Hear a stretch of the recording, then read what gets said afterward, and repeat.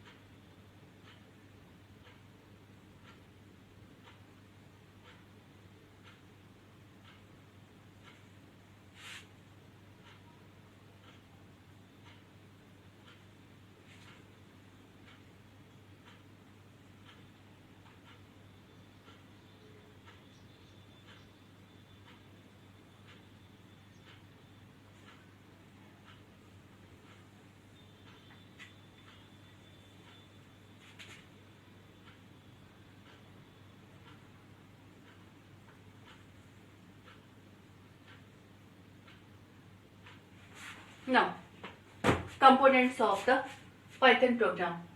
First, comment. Comment is the line which is not executable.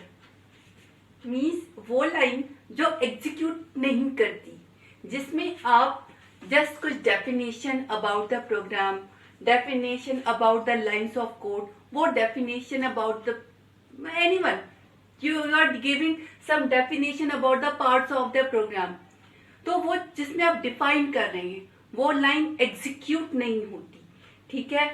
The comments हमेशा, अगर single line देखिए comments, वो line जो execute नहीं होती, ठीक है। स्टेटमेंट और एक्सप्रेशन दो चीजें होती हैं, स्टेटमेंट और expression. What is the expression? Any valid combination of the token is called the expression. जैसे ये भी एक एक्सप्रेशन है, a-10 that is also expression, a+3 that is also the expression. आपको स्टेटमेंट और एक्सप्रेशन एक जैसे लग रहे होंगे पर वो एक नहीं है, ठीक है। Statement is any valid combination of the token is called the expression, और स्टेटमेंट आपकी एक लाइन जिसमें मे बी एक से ज्यादा एक्सप्रेशन हो। जैसे आपका कह सकते हो if a is greater than b and b is greater than c, here a is greater than b is also an expression, b is greater than c is also an expression, and the complete line is called a statement. Any valid combination of a token is called the statement expression. और एक statement जो एक expression भी हो सकता है, एक से ज्यादा एक्सप्रेशन भी हो सकता है। एक statement is one line of program जो एग्जीक्यूट होती है, right. Now, function. What is the function? Function is a group of code.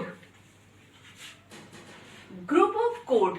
आपके पाइथन के प्रोग्राम की वो लाइनें जो जिन लाइनों को आपने को जो डेफ से स्टार्ट होती है, ठीक है, जिन लाइनों को आपने कोई नाम लिया और इन लाइनों को जब रन कराने की जरूरत पड़ती है, तब जब आप उसे कॉल करते हैं तब वो लाइन रन होती है। Function is group of line, और वो लाइन एग्जीक्यूट कब होती है? जब आप उस फंक्शन को कॉल करते हैं।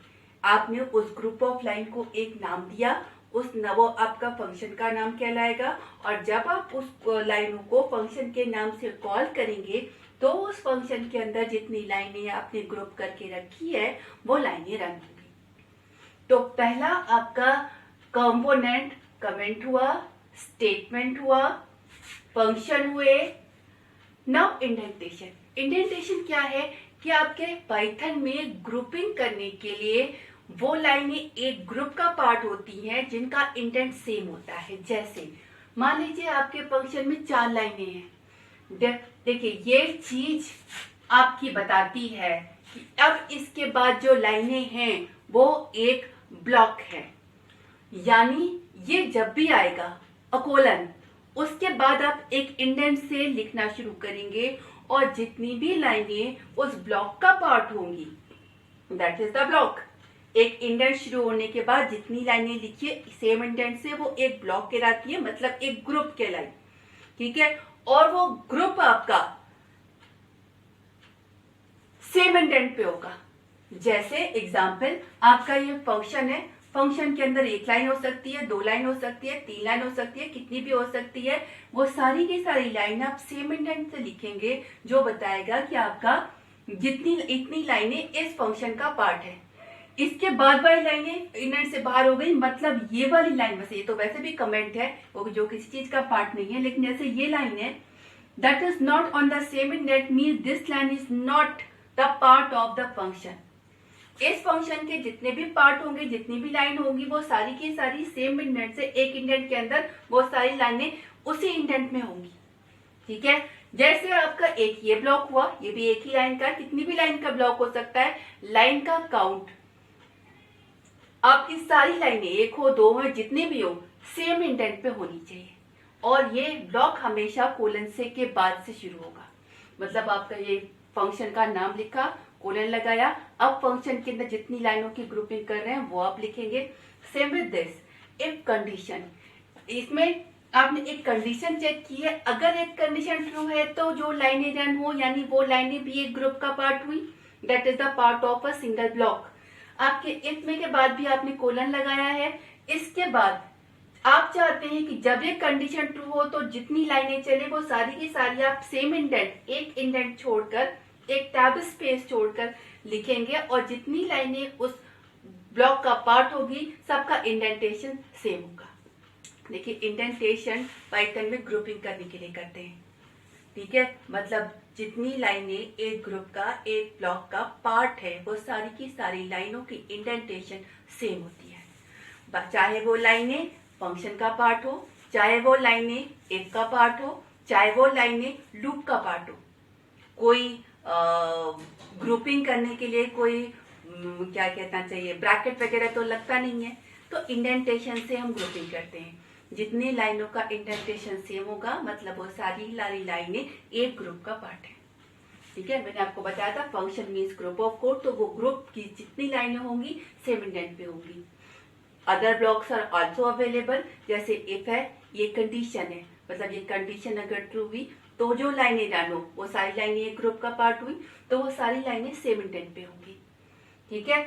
एल्स तब होता है जब ये कंडीशन नहीं ट्रू हो, तो जितनी लाइनें चली होंगी उन सब का इंडेंटेशन सेम होगा। तो जितनी लाइनों का इंडेंटेशन सेम होता है means group of the line, that group is called the block.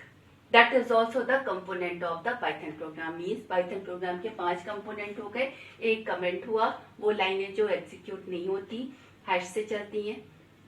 आपको अगर सिंगल लाइन ऑफ कमेंट लिखना हो तो हैश से लिखते हैं। ओके, मैं एक एक करके सारा लिख रही हूँ। You have the 5 parts, 5 component, comment, statement, indentation, function and block. Comment वो लाइन जो हैश से शुरू होती है, सिंगल लाइन कमेंट आप हैश से लिखते हैं। आपकी कमेंट अगर मल्टीपल लाइन है तो आप ट्रिपल कोट से, triple quote starting and triple quote closing से आप एक मल्टीपल लाइन कमेंट के लिख सकते हैं। वो लाइन जो एग्जीक्यूट नहीं होती उसको कमेंट कहते हैं।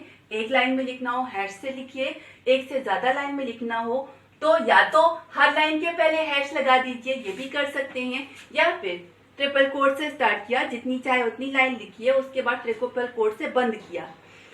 बीच में जितनी लाइनें हैं वो सारी की सारी कमेंट हो गई, वो सारी की सारी एग्जीक्यूट नहीं होगी, ठीक है। स्टेटमेंट, एक्सप्रेशन और valid combination of the token Python का, और स्टेटमेंट एक लाइन जो एग्जीक्यूट होती है, वो लाइन स्टेटमेंट में आपका एक एक्सप्रेशन भी हो सकता है, 2 एक्सप्रेशन भी हो सकता है। A line which execute, that is called the statement, ठीक है। Indentation, a space which make the block.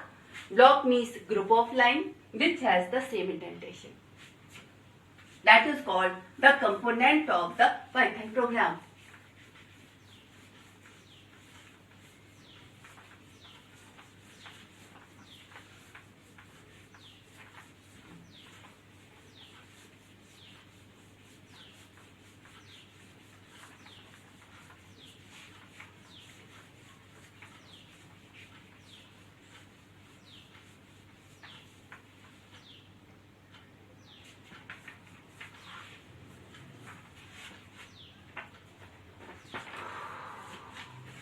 Expression हो गया, स्टेटमेंट हो गया, कमेंट हो गया, function, block and indentation. Okay, completed. Now variables and assignment.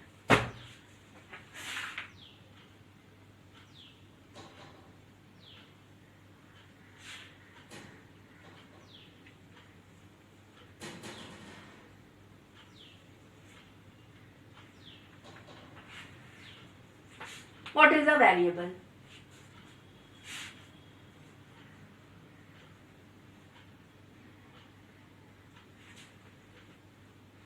What is a variable?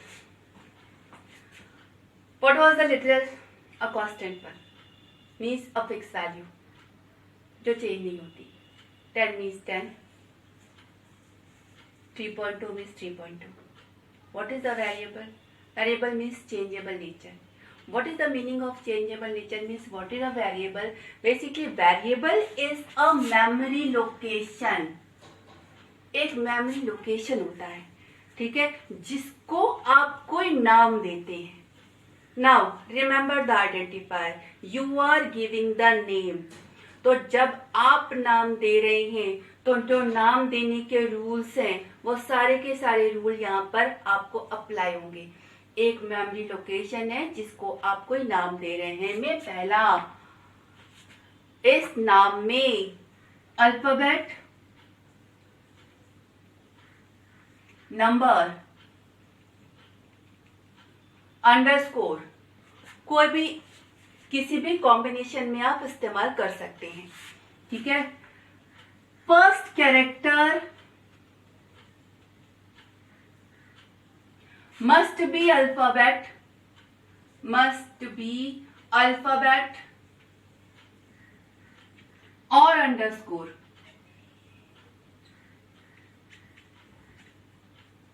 Means आपके variable के नाम में अल्फाबेट, नंबर, अंडरस्कोर कुछ भी हो सकता है, लेकिन जो पहला कैरेक्टर है वो कोई नंबर नहीं हो सकता।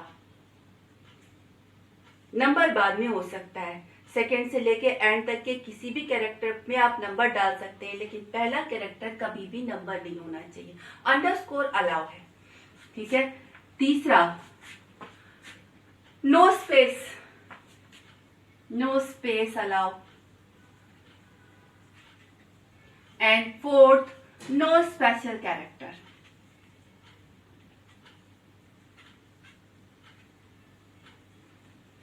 आइडेंटिफायर के सारे रूल, नाम आप दे रहे हैं, यहाँ पर वेरिएबल क्या है, एक मेमोरी लोकेशन है जिसको आप नाम दे रहे हैं। तो नाम देने वाले रूल आइडेंटिफायर में हम लोगों ने पढ़े थे।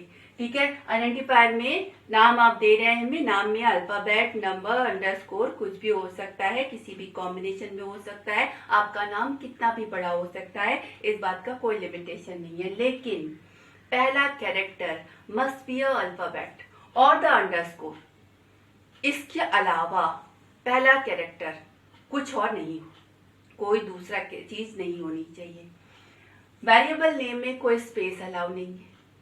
मतलब आपको फर्स्ट नेम देना है तो you can write like this, first underscore name allow है, but if you are writing like this, first name here a space which is not allowed, right. No special symbol are allowed. आप first dot name नहीं दे सकते,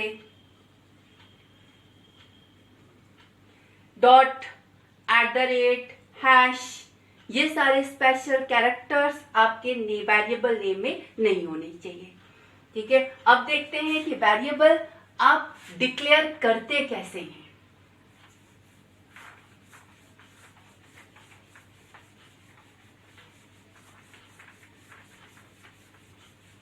variable means memory location. जैसा कि नाम से लग रहा है, आपने मेमोरी लोकेशन को एक नाम दिया, मान लीजिए आपने फर्स्ट नेम दिया। अब आप इस मेमोरी लोकेशन में जब जिस समय जो वैल्यू रखें वो वैल्यू हो जाएगी। यानी वेरिएबल का नेचर चेंजेबल नेचर होता है। जैसे आपका लिटल था fix, constant means fix, 10 means 10, उसको आप चेंज नहीं कर सकते। लेकिन यहाँ पर एक जगह है, उस जगह में आप कोई चीज रख रहे हैं और इस नाम से एक्सेस कर रहे हैं। तो इस जगह में आपने जब जिस समय जो वैल्यू रखी, इस नाम से जब एक्सेस करेंगे तो जो वैल्यू यहाँ पे पड़ी हुई है वो आपको मिलेगी। आप वैल्यू चेंज कर देंगे तो दूसरी वैल्यू मिलेगी, फिर चेंज करेंगे तो तीसरी वैल्यू मिलेगी। Means the variable nature is the changeable nature. अब वेरिएबल आप डिक्लेयर कैसे करते हैं? ठीक है, देखिए पाइथन में वेरिएबल जैसे नॉर्मल अदर लैंग्वेजेस में होता है, वेरिएबल पहले डिक्लेयर किया, बाद में उसमें वैल्यू डाली। पाइथन में दोनों काम साथ होता है। मीन्स जैसे ही आपने कोई वेरिएबल नेम लिखा और उसमें वैल्यू डाली,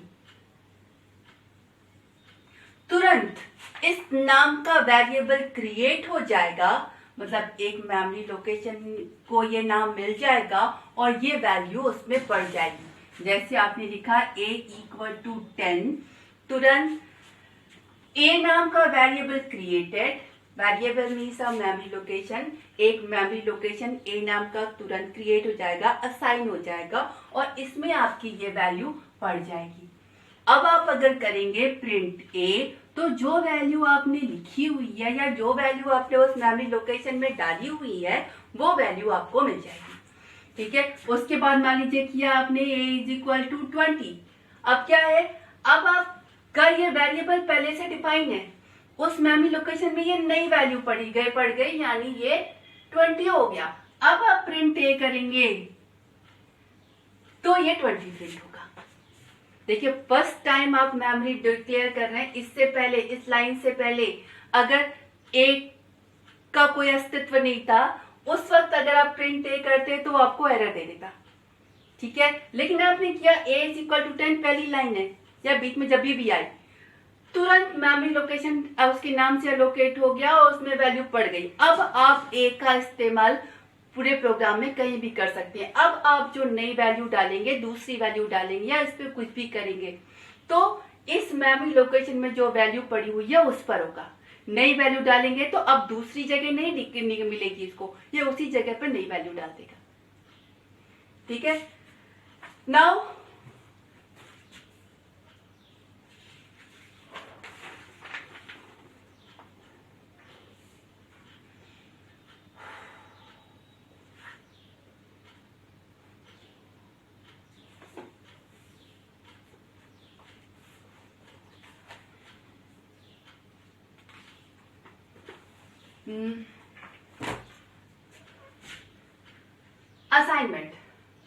assignment means you are assigning the value to the variable। ठीक है, अब पाइथन आपको प्रोवाइड करता है फैसिलिटी,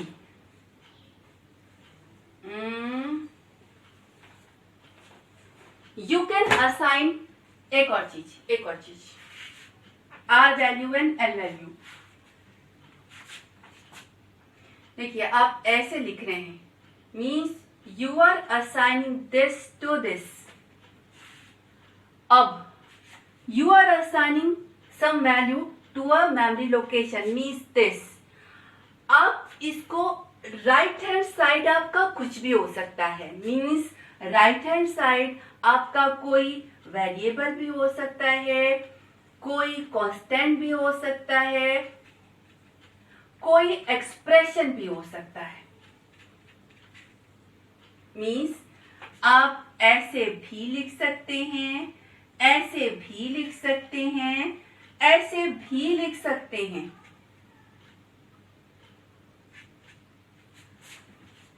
ये भी सही है, ये भी सही है, ये भी सही है। यहाँ पे क्या हो रहा है कि ए मेमोरी लोकेशन में 20 असाइन कर रहे हो आप, यहाँ पर क्या हो रहा है बी की वैल्यू ए में असाइन कर रहे हैं और यहाँ पे क्या हो रहा है बी की जो भी वैल्यू थी उसमें 70 ऐड करके ए में असाइन कर रहे हैं। All the three are correct. Right hand side आप कुछ भी रख सकते हो, जो भी रिजल्ट है वो एक वैल्यू आनी चाहिए। लेफ्ट हैंड साइड हमेशा हमेशा वेरिएबल होना चाहिए, आप उल्टा नहीं कर सकते। मतलब अगर आपने लिखा 20 is equal to A, this is wrong.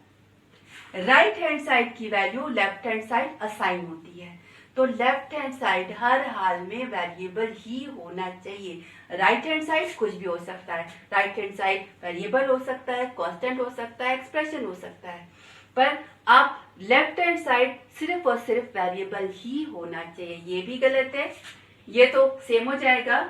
b plus 70 is equal to A, ये भी गलत है।